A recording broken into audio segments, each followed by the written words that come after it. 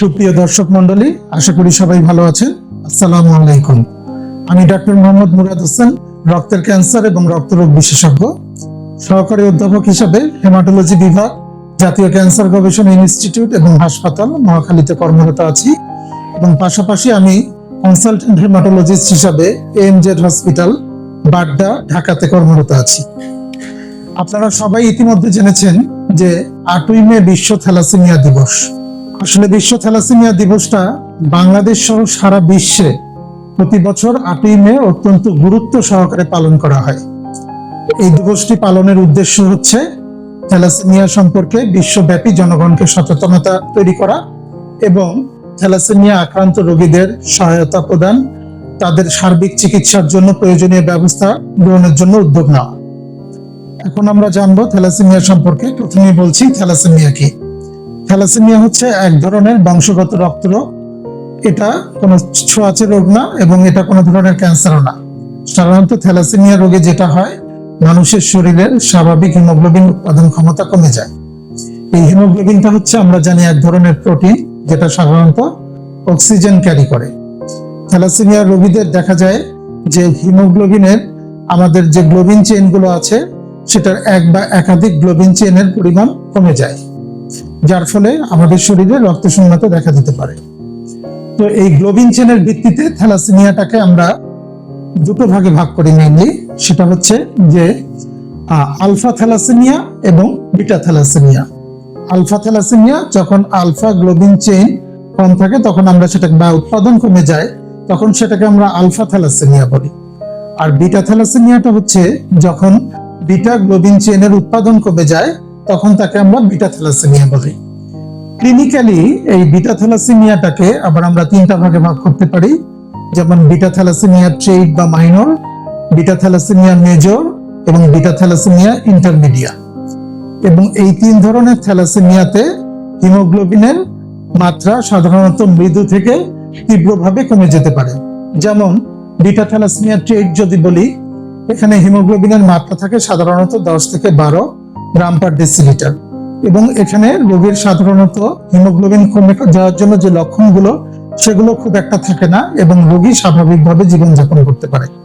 কিন্তু thalassaemia major, এখানে হিমোগ্লোবিনের মাত্রা তীব্রভাবে কমে যায় এবং দেখা যায় যে রোগীর জন্মের 6 মাস পর বা 1 বছরের পরেই রোগীকে রক্ত দেওয়ার প্রয়োজন পড়ে এবং এই ধরনের রোগীদের দেখা যায় যে প্রতিনিয়ত রক্ত পরিসঞ্চালনের মধ্যে রাখতে হয়।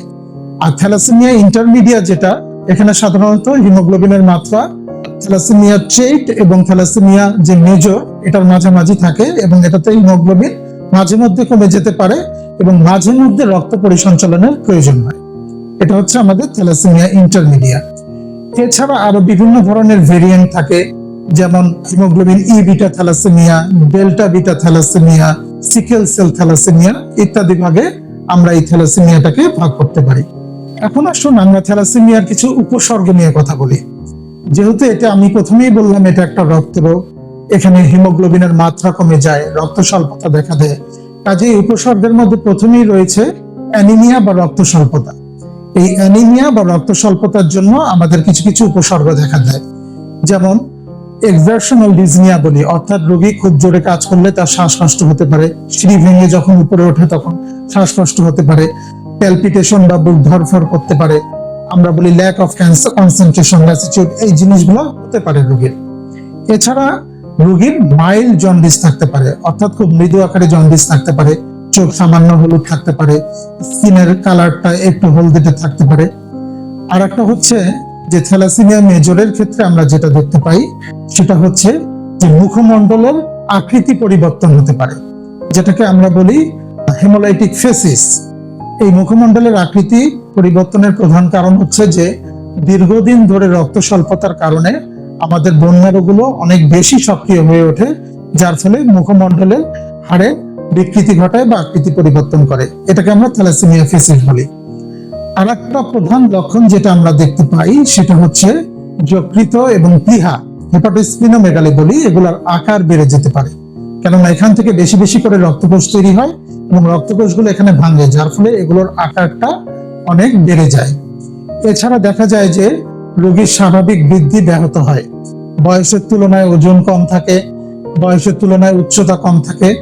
এছাড়া থ্যালাসেমিয়া মেজরের রোগীগুলোকে যেহেতু আমরা প্রতিনিয়ত ব্লাড ট্রান্সফিউশন দিতে হয়, কাজেই অতিরিক্ত ব্লাড ট্রান্সফিউশনের ফলে এখানে দেখা যায় যে আয়রন ওভারলোড হয়, শরীরে বিভিন্ন অর্গানে আয়রন জমে নানা রকমের পার্শ্ব প্রতিক্রিয়া তৈরি করতে পারে।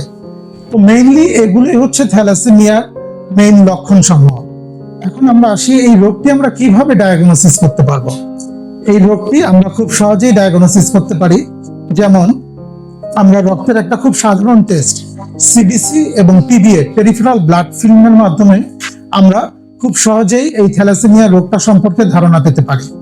তারপর আমরা যখন সন্দেহ করব তখন সেটা হিমোগ্লোবিন ইলেকট্রোফোরেসিস নামক একটা টেস্টের মাধ্যমে আমরা কনফার্ম করি। এছাড়া আমরা ডিএনএ অ্যানালাইসিস করে থাকি। এছাড়া মাতৃগর্ভে বাচ্চার যদি থ্যালাসেমিয়া আছে কিনা সেটা জানার জন্য আমরা কোরিয়নিক ভিলাই স্যাম্পলিং, এটা সাধারণত 11 থেকে 14 সপ্তাহ এবং অ্যামনিওসিনথেসিস করে থাকি 15 থেকে 20 সপ্তাহের মধ্যে। তো আমরা সাধারণত এভাবে থ্যালাসেমিয়াটা ডায়াগনোসিস করে থাকি এবং স্ক্রিনিং টেস্টের জন্য, ফ্যামিলি স্ক্রিনিং এর জন্য আমরা হিমোগ্লোবিন ইলেকট্রোফোরেসিসটা করে থাকি। এখন আমরা এটা চিকিৎসা সম্পর্কে একটু আলোচনা করব। থ্যালাসেমিয়া চিকিৎসা যদি আমি বলি তাহলে প্রথমেই যেটা বলতে হবে সেটা হলো প্রি ম্যারিটাল কাউন্সিলিং বা জেনেটিক কাউন্সিলিং। যেটা হবে সেটা হচ্ছে যে বিয়ের আগে অবশ্যই একজন ছেলে বা একজন মেয়ের হিমোগ্লোবিন ইলেকট্রোফোরেসিসের মাধ্যমে পরীক্ষা করে নিতে হবে যে সে থ্যালাসেমিয়ার রোগী কিংবা বাহক কিনা। যদি সে বাহক না হয় তাহলে তার পরবর্তী সন্তানের থ্যালাসেমিয়া হওয়ার বা ট্রিট হওয়ার কোনো সম্ভাবনা নেই বা থাকে না। এছাড়া আমরা জানি যে থ্যালাসেমিয়া ইন্টারমিডিয়া যেটা, সেখানে যেহেতু হিমোগ্লোবিনের মাত্রা 10 থেকে 12 গ্রাম পার ডেসিলিটার থাকে, কাজেই সেক্ষেত্রে পেশেন্টের খুব বেশি একটা লক্ষণ সমূহ দেখা যায় না এবং তারা স্বাভাবিকভাবেই জীবনযাপন করতে পারে। আমরা হয়তো সাপ্লিমেন্ট হিসাবে ফলিক অ্যাসিড দিয়ে থাকি। কিন্তু থ্যালাসেমিয়া মেজর, ইবিটা থ্যালাসেমিয়া, এগুলোর ক্ষেত্রে দেখা যায় যে রোগীর প্রতিনিয়ত রক্ত পরিসঞ্চালনের দরকার হয় এবং আমরা ঘন ঘন রক্ত দিতে হয়। 3 সপ্তাহ 4 সপ্তাহ পর পর রোগীর রক্ত দিতে হয়। কিন্তু ঘন ঘন রক্ত দেওয়ার ফলে রোগীর শরীরে যেটা হয়, অতিরিক্ত আয়রন জমে যায় এবং বিভিন্ন পার্শ্ব প্রতিক্রিয়া তৈরি করে। তখন আমরা এই রোগীর শরীরে আয়রন বের করার জন্য আয়রন চিলেটিং কিছু এজেন্ট ব্যবহার করে থাকি। তো এভাবে আমরা থ্যালাসেমিয়া রোগের চিকিৎসা করে থাকি। এ রোগের স্থায়ী চিকিৎসা হচ্ছে বোন ম্যারো ট্রান্সপ্লান্টেশন অথবা অস্থিমজ্জা প্রতিস্থাপন।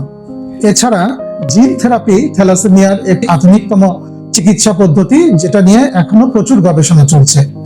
তো আশা করি দর্শক, আমি সংক্ষেপে থ্যালাসেমিয়া সম্পর্কে এই বিশ্ব থ্যালাসেমিয়া দিবসে আপনাদের কিছু বলার চেষ্টা করলাম। ধন্যবাদ, আবার দেখা হবে।